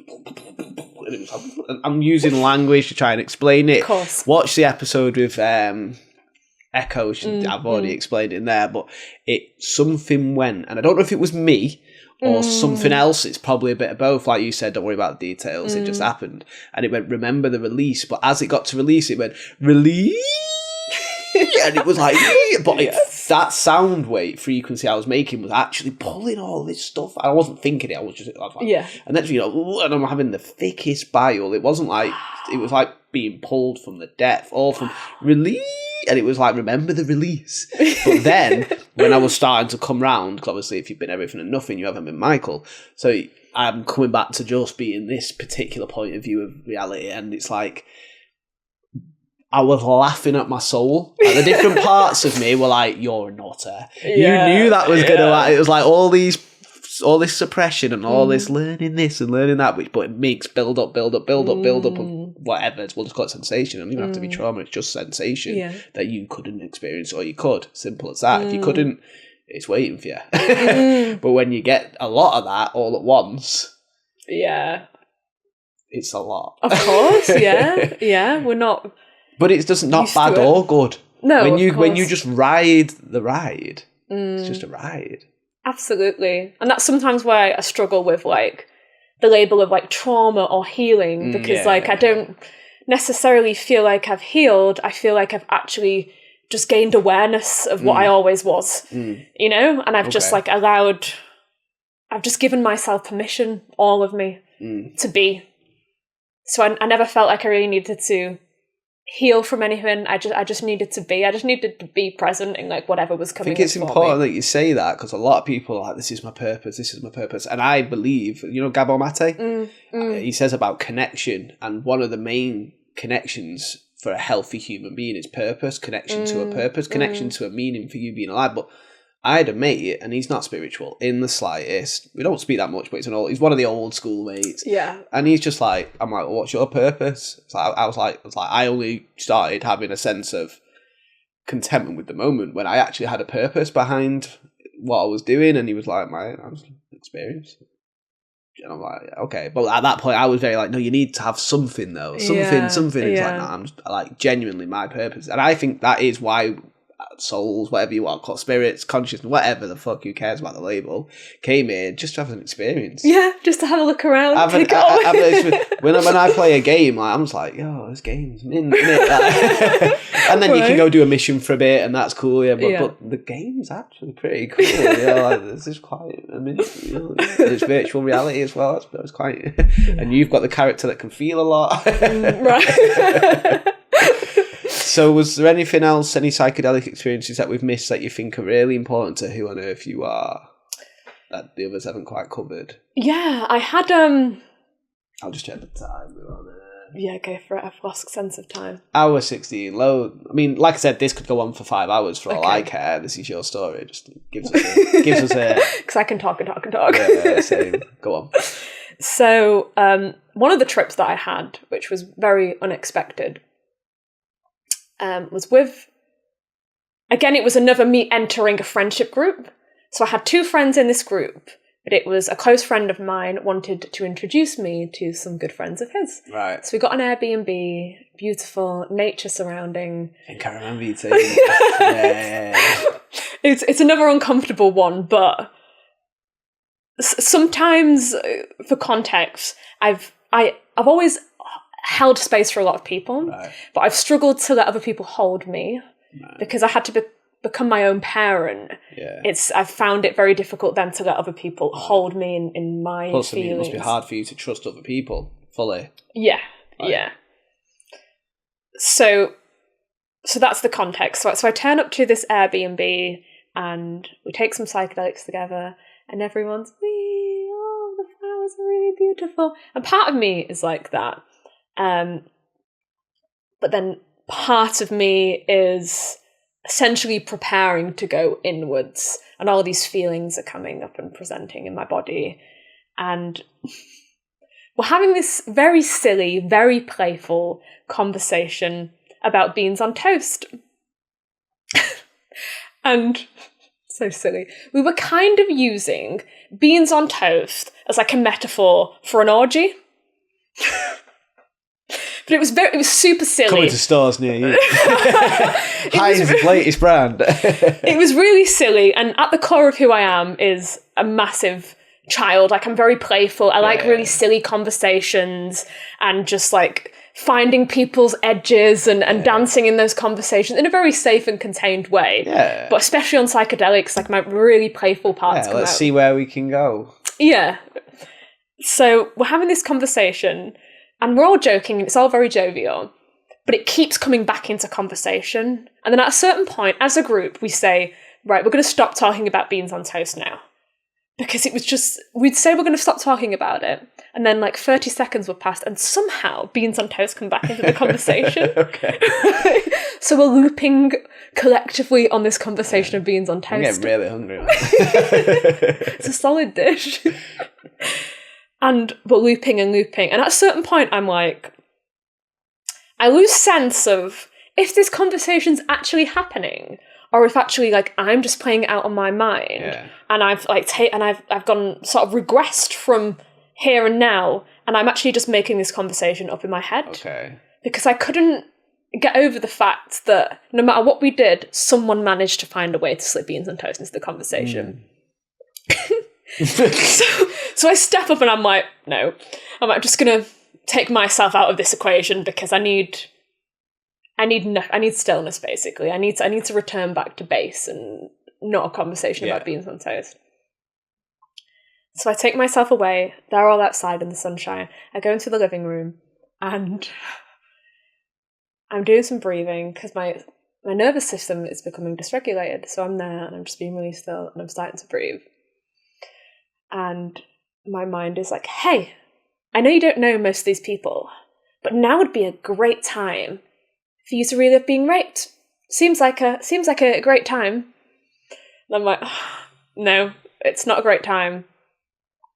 But then essentially, I'm like taken back to that point, and my body is convulsing and fitting in pain, like shaking. But it's interesting, isn't it? Because it's the same sensation sometimes when I'm somatically like sort of releasing that pain, but it's also quite similar to an orgasm. Like the two are, again, different flips of the same coin. So I'm here and my body is like, but non-stop, and I cannot get it to stop. And depending on what story I attach to it, sometimes it's really painful, sometimes it's really pleasurable, sometimes like I'm expressing pain, sometimes I'm having an orgasm. And the confusion with that and the guilt around that. Because I'm thinking, why am I feeling pleasure over something that was a really painful memory? At this point, the group decides to join. And because why not? Yeah, but they were really kind and they held my hand. And for a really long time, I'm essentially like, whichever lens of perception you want to view it, I'm either orgasming in front of them, or I'm sort of having this crescendo of pain that won't stop. But they're holding me and they're there, and at one point we're breathing and I feel like I'm giving birth. And these strangers are really holding me in my sensations and the fact that I needed to go through that. And that was quite pivotal because A, taught me I needed to let people see more of me in that. Yeah, the whole rashes not wanting to be seen. Yeah, right. Yeah. I just needed to. I need to let the more people see me in actually who I am, the better my life's going to be, and I will. Your vibe attracts your tribe, and that's ultimately what was happening. The more the mask. That's good. I stole that from Adam. I can't own that one. I got issues in the tissue from it. He's got away with words. And it's interesting because then outside of psychedelics, that started playing out in the sex that I was having. So let's bring that in because we're about hour 20 odd now. Psychedelics have had their time. They have. Unless there's one. No, that's good. That's a good place to start. I mean, because I'm sure we could just have a chat about psychedelic experiences. Absolutely. That'd be really fun and interesting. So you said you obviously let the people know what it is we do and what's manifested and bits we haven't told. So my day job and my real passion in life and great love is holding people and allowing them to transform and essentially remove their own mask and be aware of their own patterns through the exploration of kink and BDSM. So for the average person, I would call myself a dominatrix because that's people are most likely to understand that. But I would say more closer to what I actually do. It's kind of a combination of my background in psychology. That's essentially what I'm trained to do. That was my education. So holding space in that way. Tantra, breathwork, kink. Essentially where I am taking on a dominant role and giving people permission to transform through playing out some of their deepest, darkest fantasies. Okay. I love it. It's so interesting because the place that I've come from with such pain associated with sex and kink to now... It's very much turned it into your superpower. Yeah, absolutely. Can I ask, how did this come about? Yes. Because I haven't just stumbled into my kink job. Yeah. So I've always been involved in the kink community. Like basically, as soon as I turned 18... I was obviously playing out all of these taboos, not necessarily in the most safest or greatest way. But then I was like, hey, there must be more people out there that are exploring in the same way. So I started going to kink events. Right. And for most of my life, I really hardcore identified as being submissive.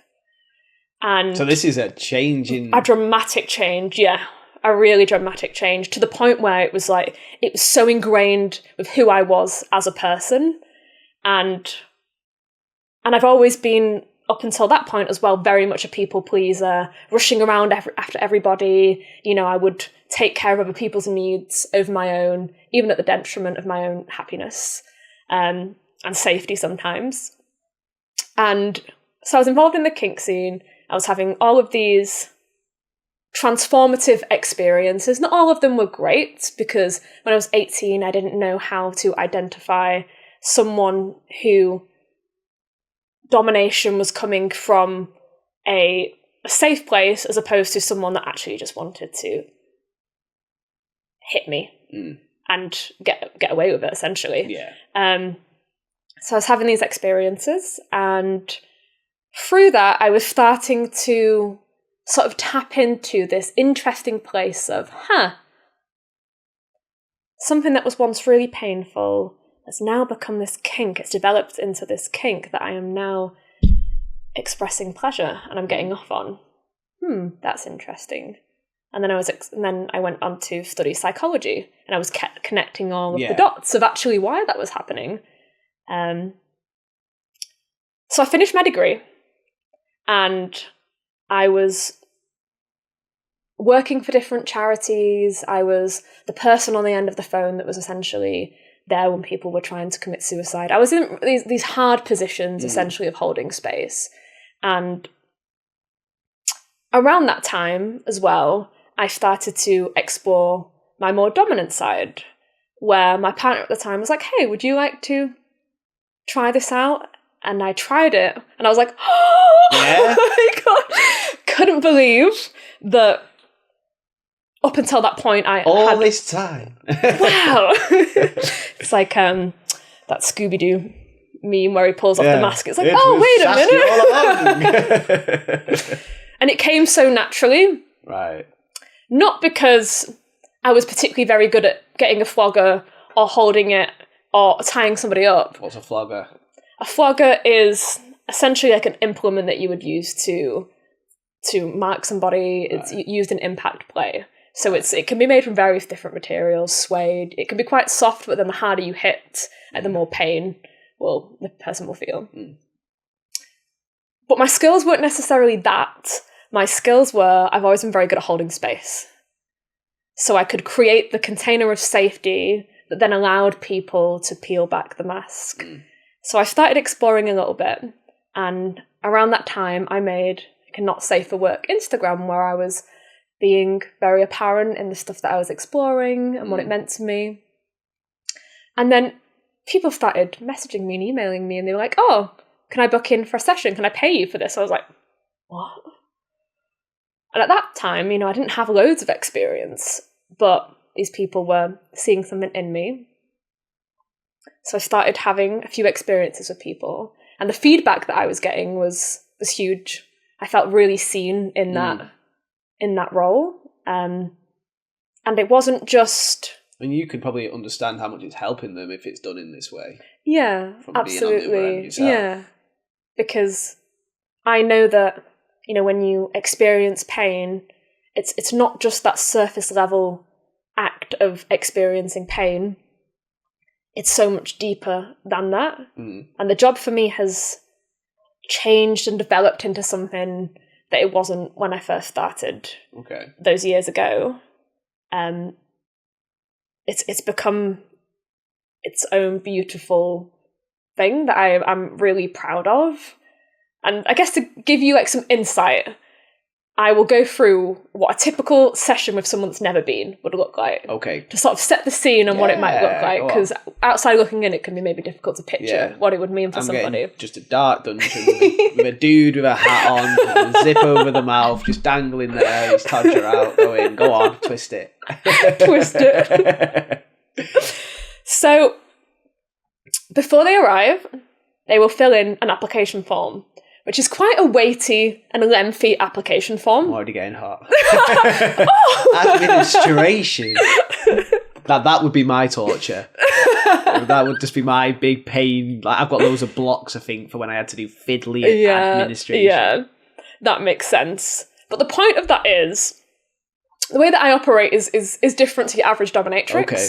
Because for me, it's less about someone being pegged, and for me, it's why do you want to be pegged?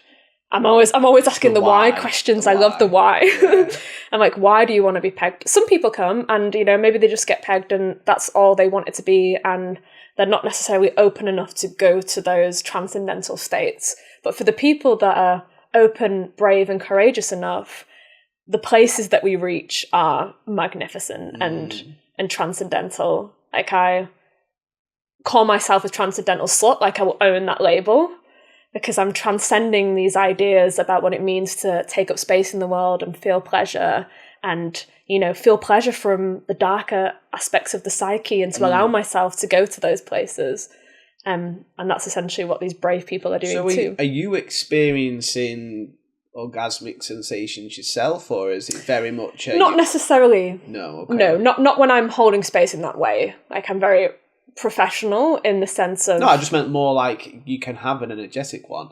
It doesn't have to be a physical Sometimes, one. yeah. So you could have that. Say me and you looking at each other right now, our energies connect in a certain way, and then whatever PowerPoints react with each other, and then it'll have a react. Like, you could just have that because they're being so vulnerable. Oh, absolutely. And you're obviously there, fully present. But I was curious if that ever arose. I've had many sessions where I will cry with them or I will cry afterwards. Right. Where I feel like it's as much as an honour for me as it is for them.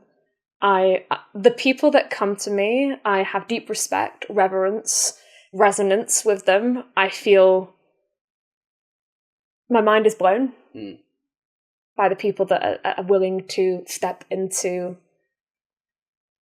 that vulnerability, which actually is their strength. So they fill in the application form, which essentially is me asking the questions. And also that's the preparation to make the container safe. So that's me setting out, consent, boundaries. What are your boundaries? I won't hold space for anyone that tells me like they don't have any limits or they don't want safe words. No, like that is there to keep them safe and me safe.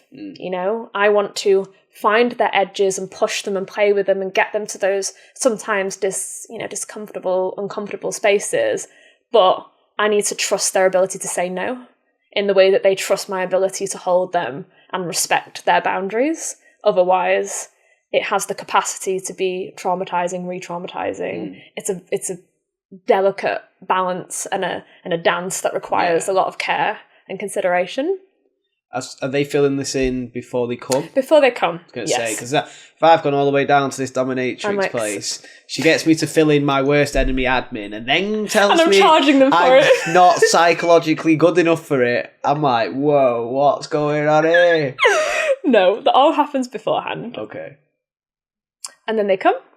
So in my house, I have a dungeon space and then an aftercare space, which I poured a lot of love into both of those spaces. Yeah, okay. And they reflect the journey, basically. Yeah. In an ideal world, what will typically happen is they will have the journey in the dungeon of that transformation, Does it look like a dungeon? Yeah, it looks like a dungeon. But it's very like Saskia dungeon. It's like so it's got quite colours pink and unicorns.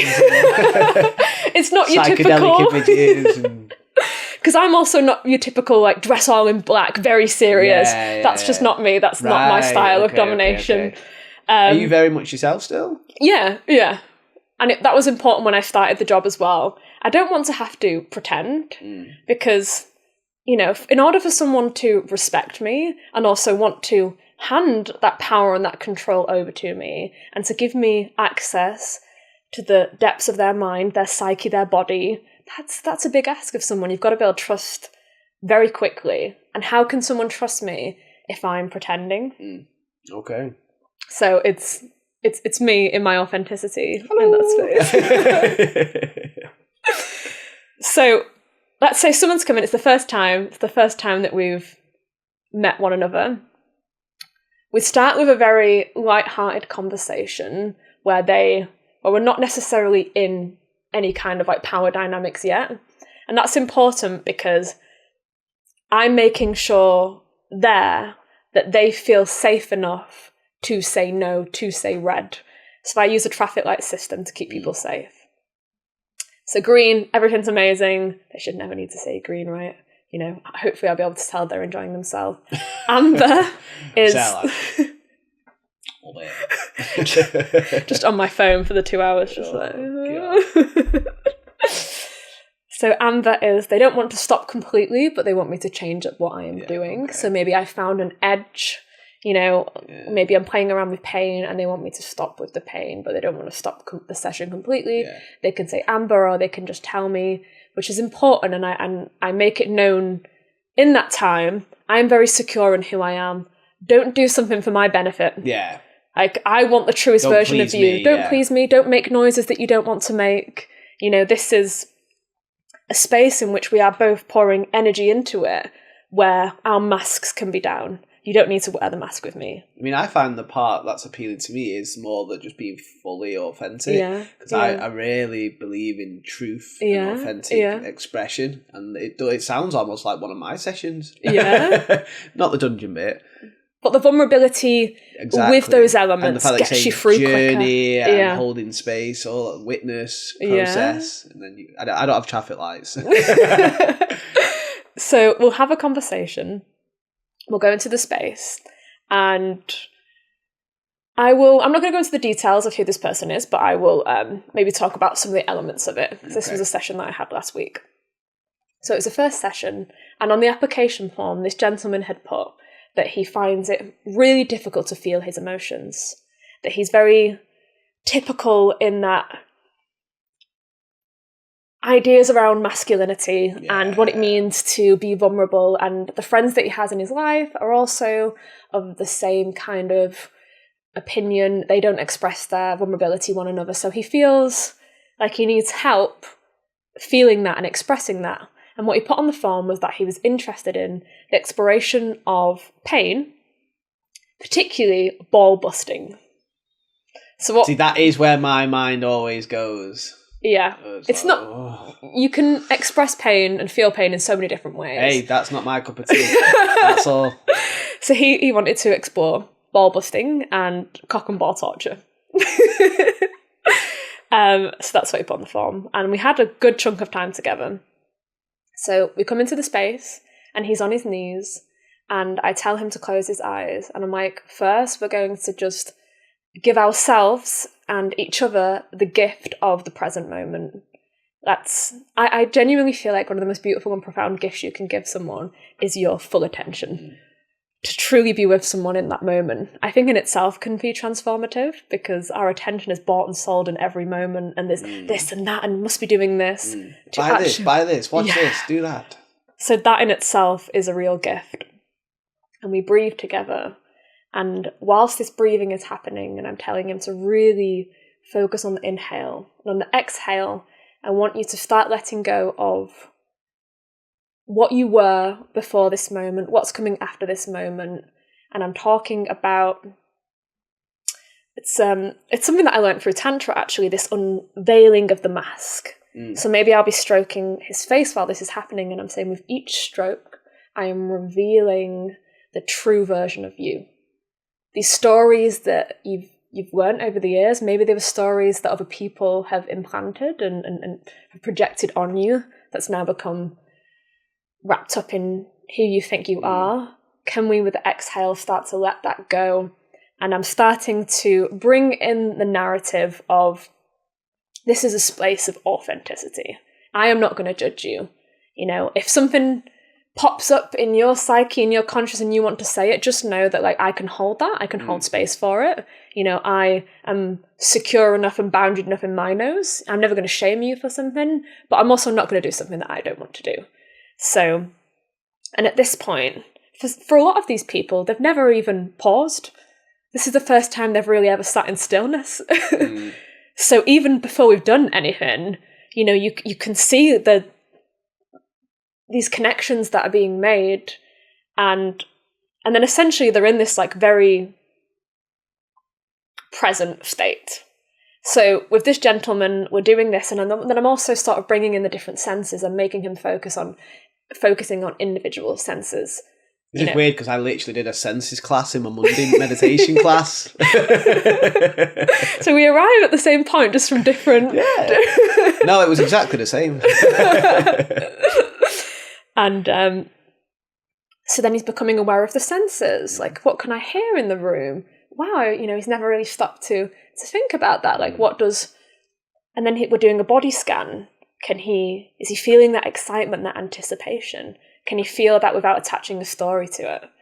You know, what's going on? Is there tingling? Making him very aware of what is being felt and thought in this present moment. And then I start to talk about pain, and start to invite this idea that pain isn't something that necessarily needs to be feared. And when I bring these sensations to the body, can he feel them and invite them in, as opposed to, before I've even done anything, panicking, this is going to be awful, this is going to be awful. And then when I'm talking about that, I'm also talking about what we're learning here is directly transferable to other aspects of our life. This practice you can take outside of this. When those emotions that you so desperately don't want to feel come up, can you stop attaching a story to it? And can you just actually feel it and then let it go? Can you, like, you look at the clouds in the sky and you admire them for a moment and you're with them for a moment, can you then learn to then just let that go? And so then we bring pain into the session, and it's very sort of like, I'm not just going straight into a dramatic sensation. The sensation is built up. Maybe it's, I bring in pain and pleasure at the same time and how that feels in the system. It's like a good story. You don't just tell them the end. Yeah. And for this gentleman, whilst this is happening, his body has a reaction to it. This crescendo of emotion that comes up very quickly. Okay. And he starts crying his eyes out. And he says, I have not cried in years. I've not cried in years. And the shame that suddenly starts entering the space because he can't speak. He doesn't want to tell me why. He feels ashamed. He's trying to discard it and say, no, let's just go back to the pain. I'm like, no, this is the good stuff. This is, yeah. You know, you may have arrived here under like the premise of, I want to be kicked in the balls, but actually, and it's really childhood trauma. Scooby-Doo. And the beautiful about it is he starts telling me stuff from his childhood that he hasn't spoken those words even to himself in a really long time, and it's coming thick and fast, and he's apologizing, and I'm holding him in that, and I'm saying, you have got nothing to be sorry for. This is beautiful what you are doing right now, these tears. This is so profound. This is a gift. You're allowing yourself, you're giving yourself what you actually need, which is to just feel. Just feel, just let it go. You'd have known going to your local Dominatrix. Right. I just wanted the balls crushing. God damn it.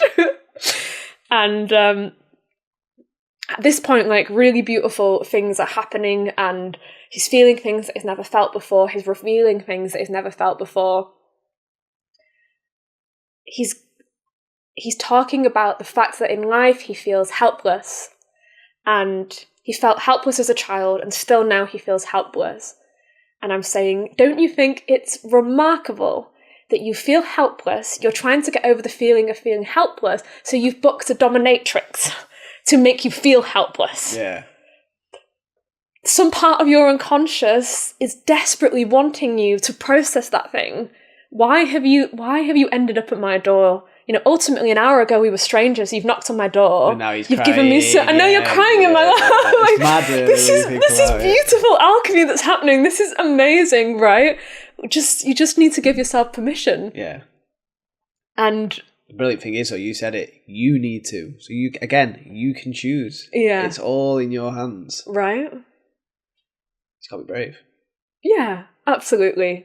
And I'm also very aware that, like, the conditions that it takes to be brave, not everyone has. You know, at a time in life when I wasn't having my basic needs met and I couldn't really feed myself and I was really worried about money, I couldn't think about bigger questions. Yeah. I didn't have enough space in my life to even feel. Walking forward, that'll do. Yeah. It's just those step, little steps.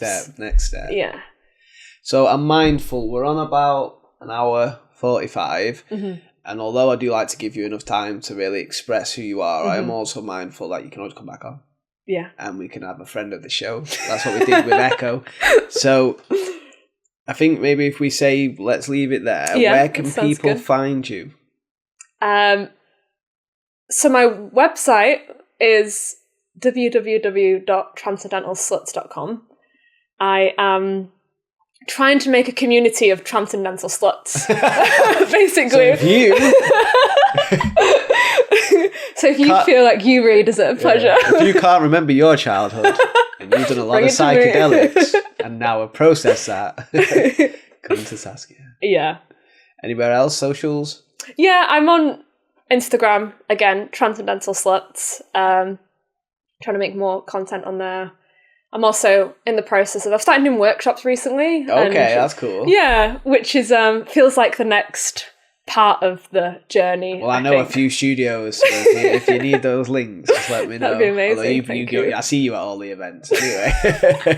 You just have to be brave enough and cheeky enough and be like, hey. okay. Yeah, pretty much. Take a chance on me. Well, we had Jamie Alaise, who's, I'm not sure if he's going to be on before or after you, but have you heard of the new Soul Bank? Yes. Yeah. And I got him on the show because first and foremost, it's about sharing the story. Of course. I love I'm a storyteller and I love connection, and I like how all that just will have this massive ripple to the people who are watching or listening. And that's first and foremost, but also like business wise, it's great for networking. Yeah. And it's great for exposure. Yeah. Like absolutely. me and you know each other alone. Like if we see each other, it's going to be a far deeper connection. Yeah. Because we've had this. Yeah. And it's not just been, how's it going? But I had Jamie on. And now, because of that, I'm like, well, it'd be good to do something at this new space because, I do this and that. And he's like, well, we've got people already meditating. I'm like, ecstatic then. So now there's Soul Dance. I've got lots of tools. Well, Soul Dance, I'm hoping it's going to become a monthly thing at Soul Bank. Yeah. But yeah, we got it this Saturday, the first one. So I'm not asked if it's just me and Jamie. Yeah, of course. But I've got a good set waiting. Moksha's there, man. You said you'd been to a few of the Moksha stuff. Yeah, the thing is, the beautiful thing about creating is the fact that we get to even create is like winning the lottery again and again and again and again. And then if anyone else listens to it or, resonates with that, that's a bonus, right? But ultimately we're just doing what we love. Well, art should be an authentic expression in whatever creative way. I learned it with the ayahuasca that any sensation is energy being translated by the mind as this. And then you experience it. But you can let that out in any way you want. It can come out as like, it doesn't have to be the pretty, nice, harmonious, beautiful ways. How does hate want to express itself? It just can't cause suffering to yourself or others. Get creative, hate. How do you want to shake on the dance floor? How do you want to be a poem? How do you hate can be anything. So I always like to also give a guest a chance to leave us with something. Like, so is there anything like a last little bit of information or inspiring that you'd like to leave people with? Oh, maybe. I always think it's worth looking at the patterns in your life and sitting with them. And if a pattern keeps playing out, maybe sitting and meditating with that and maybe realising that some part of you is getting off on that. That's been so helpful for me, genuinely, because, if I wake up in the morning and I've got this little annoyance, I look in the mirror and I think, my face is full of spots today. Okay. My face is full of spots, and I sit there and I get frustrated with it. But what I've started doing is taking that frustration, meditating with it, and just allowing myself to realise that some part of me is enjoying that. And in that meditation, actually letting that enjoyment run its course through my body. Allowing enjoyment. I would highly recommend a book called Existential Kink, which is all about this. Okay. It's the way that actually, like, existentially, some part of us likes being miserable. And if we're all just God playing out every possible emotion and expression of the divine, some of those expressions are going to be darker. Yeah, of course. But they still want to be invited. The brighter the light, the bigger the darker the shadow, isn't it? Like, I didn't say it very well, but yeah, I can understand exactly. So what was that book for people if they wanted Existential Kink. Existential Kink, there you go. Yeah. I mean, I'm sold. Whips and chains, we'll get right on it. It's a little bit of healing. I appreciate you coming. I know it took back and forth trying to find the right date, but all in flow as on Tama, I would say. Thank you so much for having me. It's been really fun. Thanks for coming on. Anything else we might have missed at all? Who on earth you are? Sometimes I'm a transcendental slut. Sometimes I'm a conscious kink explorer. Sometimes I'm a bug that just likes to hang out in the mug. Sometimes I'm a person that is very extroverted and wants to be spoken to. Sometimes I want to lie under the covers for a week. The point is, we change literally in every single moment. Don't get too lost in what version of you were 5 minutes ago or what version of you were a year ago. We get to decide. Embrace the change. Thanks for coming on. Thank you. Peace and love.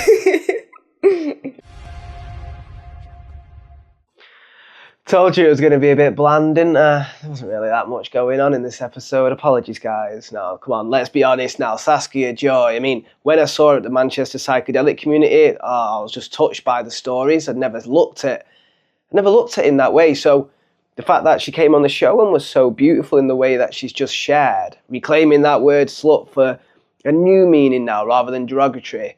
Well, I hope you enjoyed it as much as I enjoyed having the conversation. And the thing is, if this episode has just made you think differently about yourself or about healing, about desire, I'd love to hear your thoughts in the comments, because your engagement, it also helps other people find impactful conversations like this.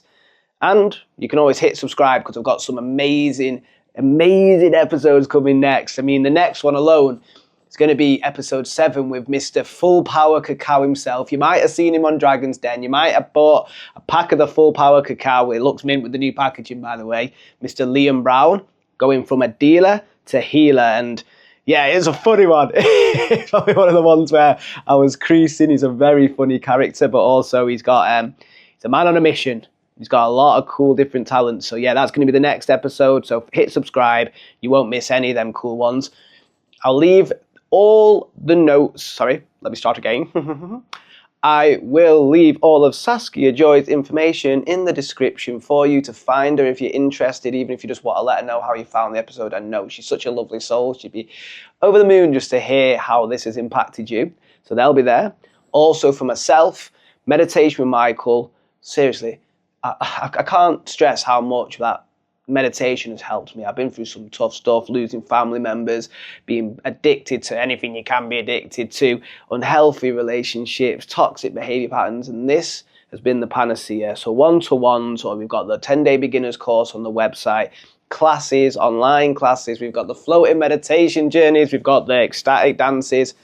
I like to have fun, very diverse, and we also now have those ether drops. So if you want to try the Dream Healer, or if you want to try the Amanita Muscaria, go and have a little look what those two do on the website. And well, if there's any left, feel free to place an order. We want to help people heal. And of course, my good friend Joshua Basuki's Love Transmute. They're doing some crazy stuff. I just heard there was like some, I think it was Haitian dancer, and then there's going to be like gong baths and loads of cool stuff. So if you're into your wellness and your community and your culture, go and check out Transmute. Their details are in the description. So thank you guys for staying till the end.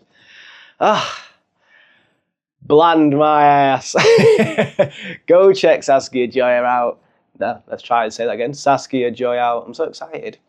Until then, though, there's loads of other episodes for you. We've got the whole of season 1, and then we've got the first 5 episodes of season 2. Until then, I shall love you and leave you. What kink is waiting for you to discover the little bit of healing behind it? Go find out. Peace and love.